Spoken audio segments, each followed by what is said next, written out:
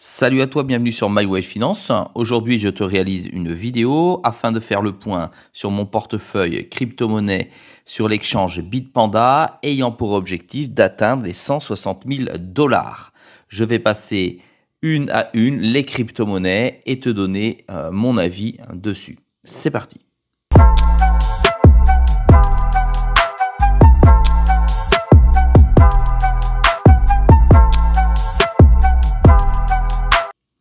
Sois le bienvenu dans cette vidéo. Je te rappelle qu'ici, il n'y a pas de conseil en investissement. Je te montre ce que je fais et comment je le fais. Je te rappelle qu'ici, il n'y a pas de conseil. Ça veut dire que je te montre uniquement ce que j'entreprends avec mes finances. Ça, c'est pour tous les commentaires désobligeants que je reçois et qui m'indiquent que je prends une mauvaise orientation, que je ne suis pas terrible en finance.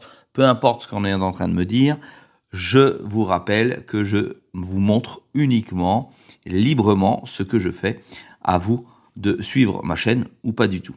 Ceci étant dit, je reviens sur mon portefeuille Bitpanda ayant un objectif de 160 000 $ en sachant que j'ai remis dessus dans les 15 derniers jours, peut-être les 3 dernières semaines, 12 000 $. D'accord ? J'ai bien glissé 12 000 $ supplémentaires sur le portefeuille qui avait pour objectif 160 000 $. Je ne change pas d'objectif pour 160 000 $. Je vais tenter de le revoir à la hausse. Oui, tu as bien entendu, je vais tenter de le revoir à la hausse avec ce complément de revenus que vont m'apporter ces 12 000 $. Néanmoins, ces 12 000 $ ont été clairement investis sur une crypto en particulier qui est l'Ethereum que tu vois ici. D'accord ? Attends, je vais mettre du rouge, ça va être plus simple, du violet comme ça, qui a été investi ici. Il est en stacking. Ça veut dire qu'il ne rentre pas dans les objectifs de ce portefeuille. Aujourd'hui, en plus, il fait plutôt plonger le portefeuille avec ses moins 12%. Et j'ai remis 1 000 $ également ici, d'accord, sur Quorum. Quorum, je te rappelle que je l'ai positionné pour stabiliser le portefeuille avec sa forte exposition au stacking. Voilà comment j'ai raisonné. Et dernièrement, je me suis positionné également avec 1 000 $ sur la crypto Babylon, d'accord, sur laquelle je t'ai fait une vidéo hier qui me rapporte déjà, alors c'est une plus-value latente, hein, d'accord, plus 77,21%. Je reviens sur cette crypto pour commencer. Ayant posé il y a 3 jours 1 000 $, j'en suis à 1 905 $ avec plus 70%. C'est une crypto qui n'est pas en stacking, c'est une crypto qui vient d'arriver sur le marché. Certains m'ont dit je suis rentré, certains m'ont dit je suis fébrile, je ne rentrerai jamais, la crypto est bidon. Pour moi, le sujet, il n'est pas là. Le sujet, il est j'investis dans une crypto-monnaie, dans un projet, d'accord ? Et mon seul et unique objectif sur les altcoins, c'est de réaliser des bénéfices. Ça n'est pas tant la technologie qui est déployée. La technologie qui est déployée me sert éventuellement d'analyse dans l'analyse fondamentale. Uniquement ça. Voilà. Là, je sais que c'est un projet qui est poussé par énormément de gros investisseurs et énormément de particuliers, plus beaucoup d'amoureux de Bitcoin, même si les amoureux de Bitcoin sont 100% décentralisés et que Babylon n'est effectivement pas décentralisé. Le problème pour moi n'est pas là. Le problème est, va-t-il faire une progression sur le marché ? Et la réponse à cette question pour moi, c'est oui. Effectivement, il va, à mon avis, aller beaucoup plus haut qu'il ne l'est aujourd'hui.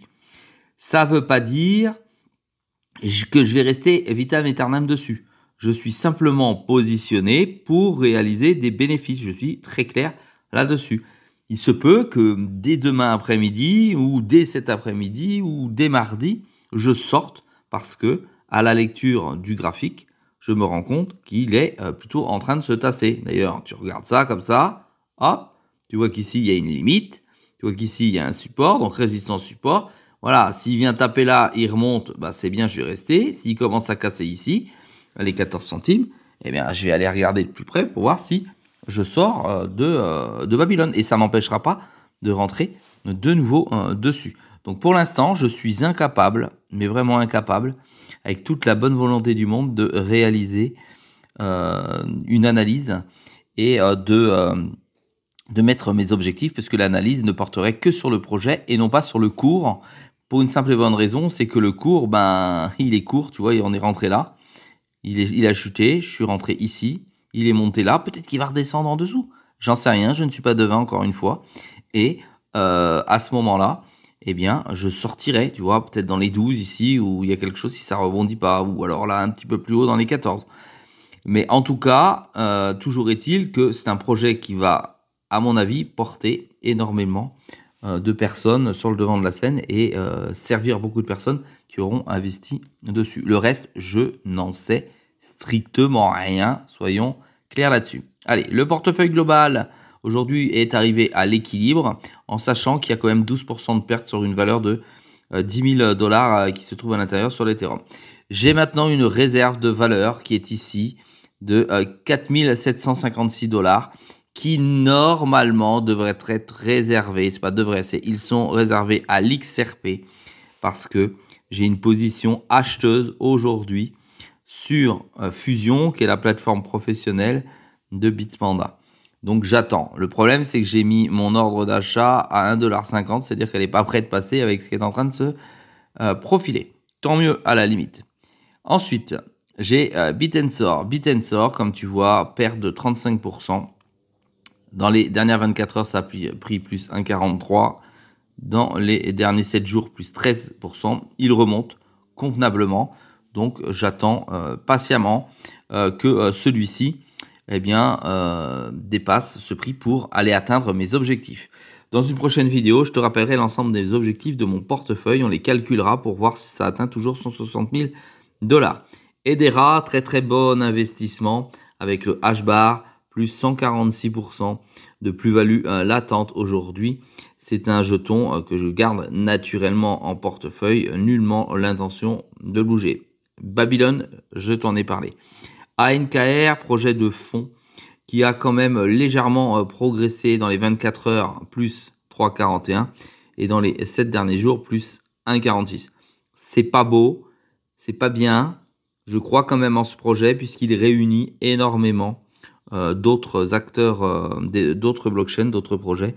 Et de ce fait, il est utile et important de garder ce projet d'infrastructure. Je perds néanmoins 1115 € sur mon investissement. Et donc 59%, moins 59%, c'est très très lourd à gérer. C'est la psychologie, c'est là où il faut en avoir. Ensuite, Cubic. Cubic, très très content de Cubic, mais c'est mon plus gros regret. Je suis rentré dessus avec une petite somme, d'accord? Ça a chuté. On va rentrer comme ça, tu vois, ça a chuté. Je suis rentré là, comme un guignol, et ça a chuté. Et progressivement, je suis rentré, d'accord, en DCA. Moralité, le DCA m'a permis d'abaisser mon prix de revient, mon prix d'achat de la crypto-monnaie. Aujourd'hui, je suis donc positif avec juste une petite montée, là, tu vois, de 31%. Mais j'ai pas suffisamment de capitaux sur Cubic. Voilà. Et ça m'enduit fortement parce que si j'avais plus de capitaux, je pourrais gagner plus. Oui, à la question que tu peux te poser. Oui, effectivement. Si ici c'est une résistance, comme tu peux le voir, et que là on en a à peu près une comme ça ici, d'accord? Oui, effectivement, si ça bondit jusque là, je peux faire un x4 en rentrant maintenant encore, mais ça n'est pas mon intention. Voilà pour l'instant mon analyse. Je reste donc en position sur Cubic. C'est vraiment un projet en tout cas qui m'a l'air intéressant, ça bouge et j'en suis déjà à plus 31%. On a Arkham, moins 65%, je bouge pas, je fais absolument rien du tout. Nervos Network, ça c'est la capitalisation du coin. C'est une catastrophe. C'est une catastrophe, ça perd, et pourtant j'étais bien rentré dessus à l'époque. Et ça perd toujours. Je ne bouge pas de position, je reste confiant sur CKB. Voilà. C'est pas du tout un projet qui parle de lui, qui a du marketing. Donc, Il n'y a pas de vibe derrière, il n'y a rien du tout. Je ne bouge pas, je reste. De toute façon, ça atteindra bien ses objectifs. Stacks, voilà, Stack, pareil, hop, grosse perte, moins 62% dessus. Je suis dans l'attentisme avec ce projet. Je ne bouge pas également sur Stacks pour l'instant. J'y réfléchis néanmoins fortement. Ensuite, Ethereum, on en a déjà parlé, c'est stacké. Là, on arrive à mes cryptos stackés. The Graph, je rappelle que j'ai un objectif de folie dessus. Je reviens dessus parce que ça fait peur à certains quand je l'annonce. Alors autant de faire peur aussi à toi. Ici, je te rappelle mon objectif et c'est vraiment pas une blague. C'est 1 $. Alors oui, ça fait une market cap complètement folle. Mais on n'est pas à l'abri d'une remontée folle avant la fin de l'année. Donc moi, je reste dessus. De toute façon, à plus 41% avec une plus-value latente de 1843 $. Il n'y a aucune raison que je bouge pour l'instant parce que de toute façon, il me rapporte 8,77% par année, soit 40,30 $ par mois. Moralité, ça me ramène des GRT qui viennent se mettre dans le global des GRT et augmenter mon bag et augmenter donc ce petit pourcentage. Et là, j'en suis fier et je suis content. C'est comme si j'avais acheté finalement un micro-appartement à 6 000 $ et puis que ça me rapportait 8%. Rien à dire, tout se passe bien. Solana, j'en parle plus. Je suis full Solana, je suis maximaliste Solana. On est toujours à plus de 490% sur ce portefeuille. Je me régale. Je prends mon stacking tous les mois et ça me rapporte un loyer. D'ailleurs, je te rappelle que je te ferai une vidéo sur tout ce que j'ai en revenu passif tous les mois. Suis une des dernières cryptos sur laquelle je suis rentré. Ça a fortement chuté. J'en suis vraiment désolé pour mon portefeuille. Voilà, je suis à moins 39%. Ça fait 915 $ en moins. Mais ça remonte. C'était pire la dernière fois. Donc, je tiens bon. Je fais un petit stacking de 2,07. C'est absolument rien, mais c'est juste pour le fun. Tu vois, ça me rapporte 2,40 $ avec la valeur actuelle du SUI, ce qui est complètement ridicule.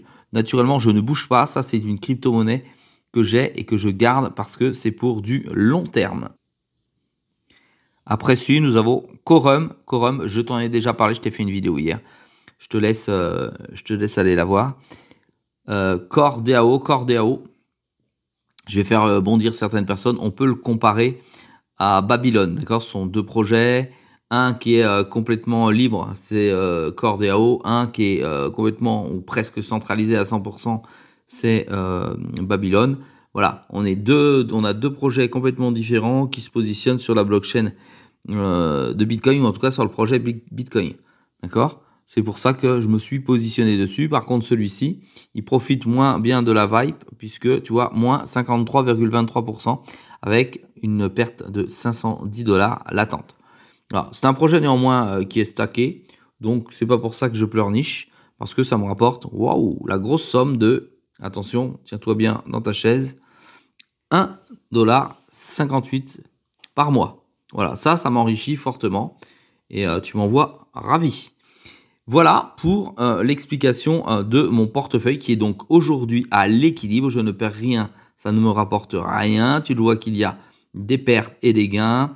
Il y a 1, 2, 3, 4, 5, 6, 7, 8, 9 cryptos en perte contre 1, 2, 3, 4, 5, 6, 7 en gain, mais avec de forts gains comme 147%, 490, 42% sur de gros volumes. De là, l'intérêt de bien équilibrer ton portefeuille avec des crypto-monnaies qui peuvent l'emmener haut parce qu'elles sont vivaces, et des crypto-monnaies un petit peu plus stables comme The Graph, comme Solana, même si ça s'est bien cassé la gueule, qui vont finalement aider ton portefeuille à se maintenir en position.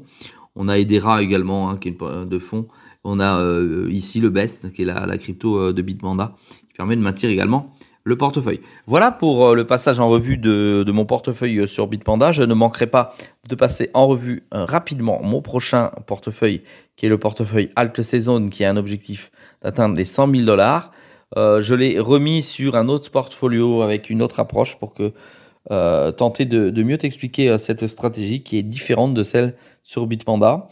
Ça reste néanmoins sur des échanges centralisés pour cette deuxième stratégie. Voilà, dis-moi en commentaire si ce type de vidéo te plaît, si toi aussi tu as des crypto-monnaies, des coins qui sont effectivement en attente, gagnantes, perdantes. Si tu as des crypto-monnaies que j'ai dans mon portefeuille, n'hésite pas à poser des questions si je peux y répondre. N'oublie pas que voilà, faut être cool dans les commentaires, c'est plus simple, sinon je les publie pas, hein, tout simplement. C'est plus facile pour moi. Et n'oublie pas que j'ai pas forcément le temps de répondre à tout le monde, j'ai énormément de commentaires et je les lis un par un et ça prend énormément de temps. Je te remercie de mettre un petit pouce bleu pour m'encourager à continuer. Et n'oubliez pas que c'est tous les jours une vidéo à 6 h du matin sur My Way of Finance. Je te dis à très vite. Salut à toi.